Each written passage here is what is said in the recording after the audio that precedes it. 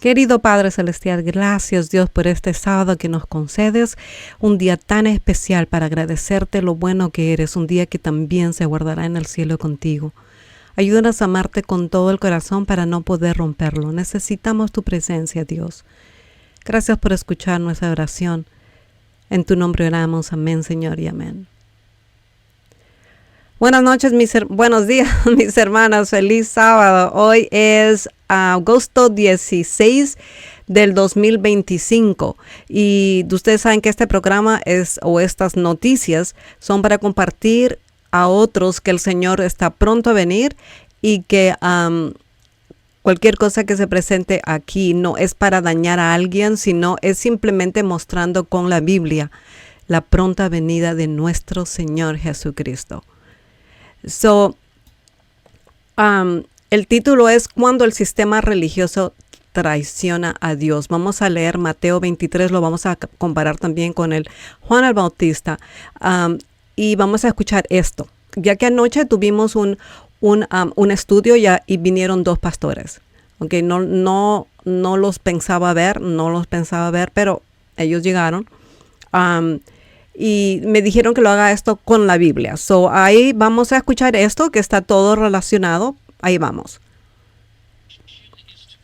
Church, that's not ASI, that's not OCI, that is not supporting ministries. What do you mean by independent? I don't know how you define it. Well, just like John the Baptist. That's how I define it. John the Baptist? Yes. Did he have an independent ministry or supporting ministry? I think he had a combination of both, didn't he? Okay. All right. Thank you. Have a good night. Esa respuesta no estaba bien contestada. Esa fue tremenda.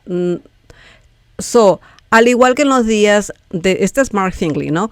Al igual que en los días de Juan el Bautista y de Jesús, el sistema religioso ha sido invadido por estructuras humanas, orgullo espiritual, alianzas con el poder civil. Mateo 3 nos muestra a un Juan separado del templo, denunciando el pecado desde el desierto. Mateo 23 revela a Jesús confrontando directamente a los líderes religiosos que decían representar a Dios, pero estaban guiando al pueblo a perdición. Tenemos aquí prácticamente como Mark Finley lo está presentando a los de la corporación. Después vamos a los grupos independientes y a los que supporting, a los que están apoyando dentro de las reglas de ellos. Y no estoy hablando mal de ninguno de ellos porque por lo menos hay muchos que están abriendo sus ojos y hay otros que el Señor les mostrará en su tiempo, ¿no? Estamos repitiendo la historia, hermanos. Estamos dispuestos a seguir la verdad, aunque no venga del templo oficial. El mismo Jesús dijo: Jerusalén, Jerusalén, que matas a los profetas y apedreas a los que te son enviados. Mateo 23, 37. Esta es una llamada urgente a examinar nuestras lealtades a una organización o a la verdad de Dios. Quédate conmigo que vamos a tratar de hacerlo bien sencillo esto que pasó anoche, y lo comparto con ustedes también con la Biblia.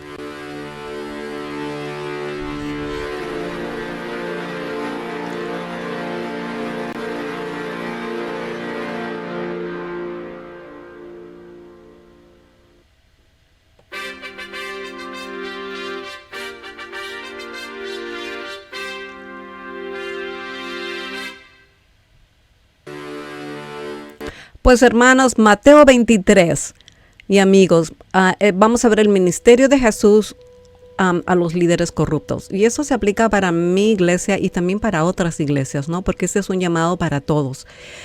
Jesús entra a Jerusalén para condenar abiertamente el sistema religioso antes de ser crucificado.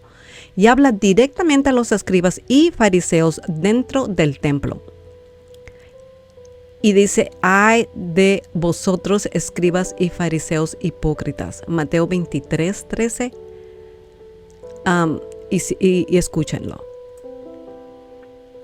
Los escribas y fariseos se han sentado en la cátedra de Moisés.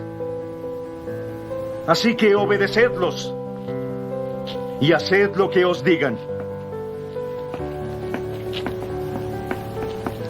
Pero no imitéis su conducta, porque no practican lo que dicen. Atan cargas pesadas y las echan a espaldas de la gente.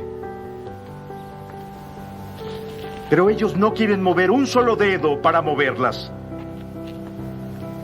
Todas sus obras las hacen para ser vistos. So, ¿qué cosa está haciendo Jesús acá? Denuncia pública y completamente el liderazgo religioso. Señala su hipocresía, legalismo, orgullo y rechaza, el rechazo de los profetas.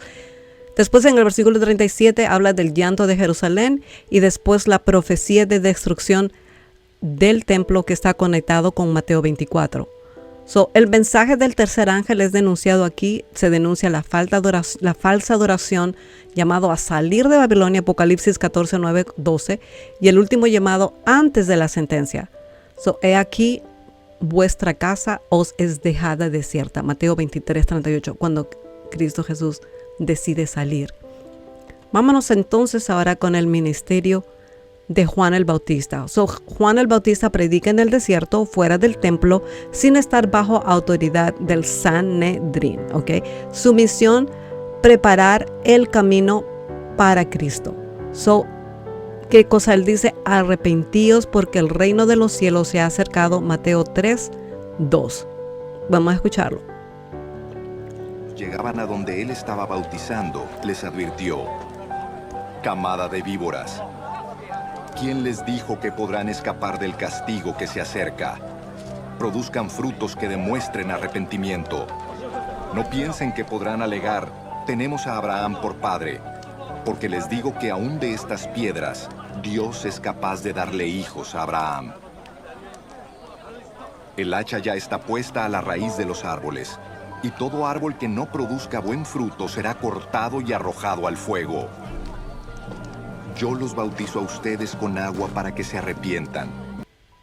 So, nosotros podemos aquí ver el llamado al arrepentimiento personal, una advertencia del juicio inminente, llamado a frutos dignos del arrepentimiento y una denuncia directa a los fariseos y saduceos. Él les llama, ¿no?, generación de víboras. So, él también predica el mensaje del primer ángel: temed a Dios y dadle gloria porque la hora de su juicio ha llegado. Apocalipsis 14, 7. La obra de reforma externa al sistema religioso. So, nosotros podemos ver cuántas veces ellos quisieron matar a Jesús. ¿Cuántas veces? So, recuerden que dice Lucas 4:16, vino a Nazaret, donde se había criado, y en el día de reposo entró en la sinagoga conforme a su costumbre. Eso quiere decir que él desde pequeño, él siempre iba, ¿no? Y se levantó a leer. Ahora, Jesús respetaba el sábado y la adoración pública, incluso sabiendo que muchos líderes eran corruptos. Pero Jesús fue condenado oficialmente una sola vez por el Sanedrín, pero hubo varios intentos anteriores de matarlo, por lo que yo he podido ver, ¿ok? So, el primer complot para matarlo fue en Mateo 12, 14. Y salidos los fariseos tuvieron consejo contra Jesús para destruirle. So, ya estaban planeando matarlo. No lo podían hacer abiertamente por temor al pueblo. So, vemos el segundo, que es cuando después de resucitar a Lázaro. Entonces los principales sacerdotes y los fariseos reunieron el concilio de Sanedrín y dijeron: ¿qué haremos? Desde aquel día acordaron matarle. So, después vemos el juicio de Jesús por el Sanedrín, esto de noche, Marcos 14, 53. Y llevando Jesús al sumo sacerdote, todos los principales sacerdotes y los ancianos y los escribas se reunieron. Y todos ellos lo condenaron, declarándolo digno de muerte. Marcos 14, 64. So, este fue el juicio ilegal de Jesús, de noche, sin pruebas verdaderas y con testigos falsos. Marcos 14, 55, 56. Y eso también va a pasar a los hijos de Dios. Luego lo llevaron a Pilato y llevaron a Jesús de casa de Caifás al pretorio y no entraron para no contaminarse. Esta gente estaba tan ciega, que creían que estaban haciendo lo correcto. Y ellos empezaron esta persecución. Juan 18:28. Como no lo podían hacer legalmente, entonces tenían que usar el dominio romano. Ustedes ven aquí el poder de la iglesia con el Estado. Siempre está aquí el poder de la iglesia. Lo presionan a Pilato para que él fuera el que lo va a crucificar. Y vamos a ver aquí un poquito más. Esto es bien importante que ustedes puedan entender aquí. Aquí ustedes están viendo al Sanedrín con poder y estamos viendo nuevamente, y lo repito otra vez, que necesitaban ayuda de ¿quién? Del poder civil, que eran los romanos. Ellos siempre han sido amiguitos desde mucho tiempo, desde este tiempo de Jesús. Ahora, ¿por qué lo votaron para morir? ¿Por qué? Porque tenían celos, dice Mateo 27:18, porque denunciaba su hipocresía, Mateo 23, porque los despojaba del poder de la centralidad del templo y porque decía la verdad y su pureza revelaba la corrupción, Juan 8:45. Y claro, como estaba predicando la verdad, no lo podían tener ahí. Tal como el Sanedrín persiguió y rechazó a Jesús cuando más necesitaban escucharlo, hoy muchas iglesias organizadas pueden rechazar el mensaje del tercer ángel, especialmente cuando es predicado por ministerios independientes, como dijo Mark Finley, o mensajeros que no son parte del sistema. Nosotros podemos ver, el cristianismo no se propagaría mediante concilios religiosos, sino por hombres que aman a Dios, que quieren predicar ese mensaje por amor, porque saben lo que está pasando. Ahora vamos a ver qué cosa era el Sanedrín y cómo funcionaba, para hacerlo sencillo para que los que no saben. El Sanedrín era la autoridad religiosa, civil y judicial más alta de Israel. Más alta ¿de quién? De Israel. Israel, especialmente en asuntos religiosos. Vemos muchos tiempos atrás como estos dos poderes se juntan, Estructura del Sanedrín según fuentes las judías, por ejemplo, les digo cómo ellos estaban. Tenía 71 miembros, 70 sería uno más que el presidente, que vamos a decir el presidente sería el del Sanedrín, el sumo sacerdote, sacerdotes principales, escribas, ancianos, fariseos y saduceos. Su sede principal era en Jerusalén y en el templo. ¿Qué papel tenía el Sanedrín? El Sanedrín era el concilio supremo religioso civil de los judíos. Nuevamente, es importante que podamos entender esto. Supremo religioso civil ¿de quién? De los judíos. Estaba compuesto por fariseos, saduceos, como dijimos, escribas, sumos sacerdotes, y tenían poder para juzgar asuntos religiosos que no podía ejecutar, no lo podían hacer sin la aprobación romana. Ejecutaron ellos sin permiso, en algunos casos especialmente, y hubo linchamientos o momentos de tensión en los judíos cuando ellos actuaron sin permiso. ¿Por qué? Porque eran amiguitos de los romanos. Había mucho dinero entre ellos dos. Hechos 7, Esteban fue apedreado por el Sanedrín sin juicio romano. Eso fue extra ilegal. En Juan 8:59, intentaron apedrear a gente, intentaron apedrearlo cuando Jesús dijo eso: antes de Abraham fuese yo soy. Los judíos no eran esclavos, pero estaban sujetos al poder romano. No podían legalmente ejecutar a nadie sin autoridad romana. Como lo dijimos, ahí está el versículo, Juan 18:31. Pilato representaba el Estado, por eso necesitaba la aprobación para crucificar a Jesús. Acusaron al rey a Jesús de ser el rey rival del César, pero que Pilato lo viera como una amenaza política, no solo religiosa. Vemos esta persecución que pasó antes y va a pasar ahora. Y hemos hallado que pervierte la nación, dice, y que prohíbe dar tributo al César, diciendo que él mismo es el Cristo, el rey. Lucas 23:2. Llevaron a Jesús ¿a dónde? A la casa de Caifás, al pretorio, pero ellos no entraron al pretorio para que no se contaminasen por el poder de comer la Pascua. So, miren esto, hermanos, y vean la señal, y amigos. Todos estos presidentes y presidentes también de Europa están juntitos como antes, tú lo ves juntos ahora.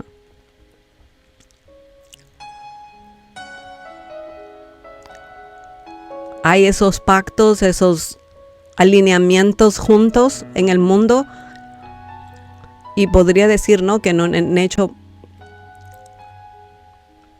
Mejor no digo nada todavía. ¿Qué significa para ellos contaminarse? Ellos no querían, no decían, no entraron a ese pretorio en Juan 18, 28. Dice, ¿no? Juan 18, 28. ¿Por qué? Porque estaban entrando, si no era un gentil, ellos se consideraban judíos, se consideraban lo mejor y tenían que tener esa pureza de acuerdo a esa ley ceremonial que ellos tenían, ¿no? El pretorio era prácticamente, era un gobernador romano, pero era un gentil y ni aún así ellos querían unirse a esto, ¿no? Porque les impediría a ellos comer la Pascua, que requería estar ceremonialmente limpios, como dice Éxodo 12, 15. Pero en este caso tenían que juntarse con. Ok, vean esto. Esto es lo que está pasando ahora y esto es lo que yo puedo ver. Yo no sé si ustedes están viendo lo mismo, pero yo lo comparto por la visión que yo tengo. Miren esto. ¿Quién se está cayendo ahí? Ustedes saben que ustedes pueden verlo. Yo no lo quiero decir porque me voy a entrar en problemas. Pero ¿quién se está cayendo y quién ve corriendo a la ayuda? Ustedes ven aquí en la iglesia prácticamente el gobierno civil ayudando a quién. Ahí ustedes lo vieron. Ok, es interesante entenderlo como jugando o como haciendo las cosas el pueblo de Estados Unidos y el mundo lo entiende y lo ve de esa manera. Ok, vamos a ver. Los fariseos religiosos, ¿quién eran los fariseos? Era una secta religiosa judía conocida entre el pueblo. Se enfocaba en guardar la ley de Moisés, muchas tradiciones orales, y ellos mismos añadieron estos lavamientos, los rituales, las restricciones en el sábado y todo eso. Jesús los criticó muchísimo por ser hipócritas y legalistas, como vimos. Ahora, aquí eran los escribas, todos ellos del Sanedrín, los expertos de la ley. Eran maestros de la ley, copistas, muchos de ellos también eran fariseos, aunque no todos. Interpretar la ley y enseñarla al pueblo. Decidir cómo aplicar la ley en diferentes situaciones. Y todo lo que os digan, guardéis y guardarlo y hacedlo y no hagáis conforme a las obras. Ellos conocían bien la letra de la ley, pero no vivían según el espíritu de la ley. El Sanedrín condenó a Jesús a muerte y rechazó a Juan el Bautista y persiguió a los apóstoles. Si nosotros vemos aquí esto, ¿quién era? El consejo religioso es ahora, digamos, si eso se aplica a tu iglesia, lo puedes hacer, es la conferencia general en nuestro caso. El sumo sacerdote es Elton Kohler. Los fariseos, escribas y sacerdotes, departamentos, pastores y administradores, ellos son los que dirigen y dicen quién tiene el Espíritu de Dios y puede predicar y quién no. La autoridad sobre el pueblo es la dirección espiritual sobre las iglesias locales. Y lo que vimos aquí, lo voy a ir para atrás, lo que vimos aquí también se aplica. Y esto también se aplica a lo que estamos viendo ahora en lo que es político y religión. Esto de aquí para mí es realmente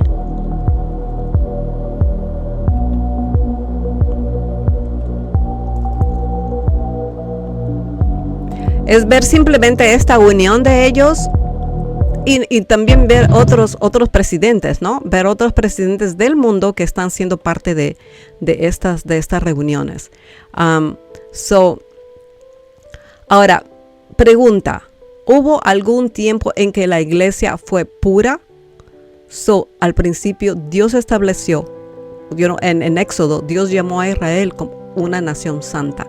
Ahora pues, si dieres oído a mi voz y guardares mi pacto, seréis mi especial tesoro, una nación santa, dice Dios. El plan de Dios era de que Israel fuera una iglesia pura, un modelo espiritual para el mundo. So, se volvieron atrás y se rebelaron con sus padres y no guardaron su pacto. Salmos 78, 57, 60. So, ¿los fariseos y saduceos fueron alguna vez ellos buenos? Los fariseos surgieron después del exilio babilónico como un grupo que quería defender la ley de Dios, pero al mismo tiempo se volvieron legalistas, orgullosos e hipócritas, como lo dijo la Biblia. So, salir del sistema era alejarse de Dios, no necesariamente, no lo es. Depende de a quién está siguiendo. Si durante el tiempo de Jesús la iglesia oficial era el Sanedrín, el templo, no los sacerdotes, y rechazaron al Hijo de Dios, los líderes religiosos perdieron su autoridad espiritual. Y aunque seguían teniendo el edificio, la liturgia y el sábado, como dice Mateo 23, 38, he aquí vuestra casa os es dejada desierta. Y el Señor dijo, de aquí me salgo y no vuelvo más. So, quienes se quedaron en el sistema perdieron la salvación. Quienes siguieron a Jesús, aunque fuera del templo, recibieron la vida eterna. So, ¿por qué Jesús puso a Judas como tesorero? ¿Por qué le escogió a Judas? Jesús no lo escogió por su fidelidad, sino porque cumplía un papel profético. Y dice Juan 13, 18, yo sé a quién es escogido, mas para que se cumpla la escritura, el que come pan conmigo se levanta. El que come pan conmigo levantó contra mí su calcañar. So, Juan 13, 18. So, Judas representa a los falsos dirigentes dentro de la iglesia como los que vendrán en los últimos días. So, porque Jesús permitió a Judas ser tesorero no porque necesitara su ayuda, sino porque Él quería enseñarnos que hasta en un grupo guiado por Dios puede haber infiltrados y que Dios permite esto por un tiempo, con un propósito profético. So, nosotros vemos aquí que la iglesia la iglesia apostólica era un sistema separado del Sanedrín. So, ¿por qué? Te doy un versículo bíblico. Mateo 16, 18 dice, esta es una prueba, y sobre esta roca edificaré mi iglesia. So, Marcos 16, 20, salieron y fueron por todas partes predicando el evangelio. Entonces, llamando a los apóstoles, les dijeron, no os mandamos estrictamente que nos enseñasteis en ese nombre. Hechos 5, 28. Y después vamos a Hechos 5, 29, respondiendo Pedro y los apóstoles dijeron, es necesario obedecer a Dios antes que los hombres. Hechos 5, 29. So, nosotros vemos esas pruebas donde esta iglesia apostólica estuvo fuera del Sanedrín. Y después Pablo advirtió y dijo, porque yo no sé que después de mi partida entrarán en medio de vosotros lobos rapaces. Ahí empieza la apostasía. Y que de vosotros mismos se levantarán hombres que hablen cosas perversas. Hechos 20, 29 al 30. Ya está en acción el ministerio de iniquidad. Segunda de Tesalonicenses 2:7. So, la corrupción ha sido gradual y finalmente la iglesia cristiana se unió al Estado en el siglo IV bajo Constantino, naciendo la iglesia papal. So, nosotros podemos ver cómo esto fue. Y ahora vamos a escuchar esto.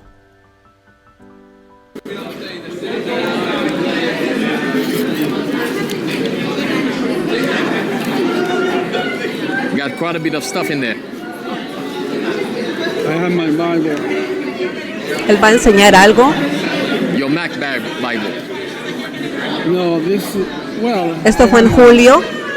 Ok, esto fue en julio. You know that I'm the whistleblower of this issue. Come on, around this way. What? General Conference votes to exclude weapons. Oh yes, I remember that. I covered that in one of my videos. I am the whistleblower. So you were the whistleblower. Oh wow, nice. Praise God. Take a shot at this again. Go back to it. Let him take a shot at it. Look at the headline again. General Conference votes to exclude weapons manufacturers from its investment portfolio. So we're looking at the man who blew the whistle, and that led to this change. Praise God, my brother. I went to talk to the treasurer, Él fue a hablar, ¿no? Ahí ustedes lo pueden leer. two vice presidents, and the assistant of the president. Él habló con los de arriba Pay attention. y no les They hicieron said, caso "Oh, prácticamente. Do whatever you want." Eventually, I shared this with other people. I actually have the treasurer report here Okay. that leads me that they were investing in weapons. So somebody else took the issue and bring it up to the general conference, and they finally decide to stop the investments on weapons. Well, praise God, praise God. And let me show you my picture.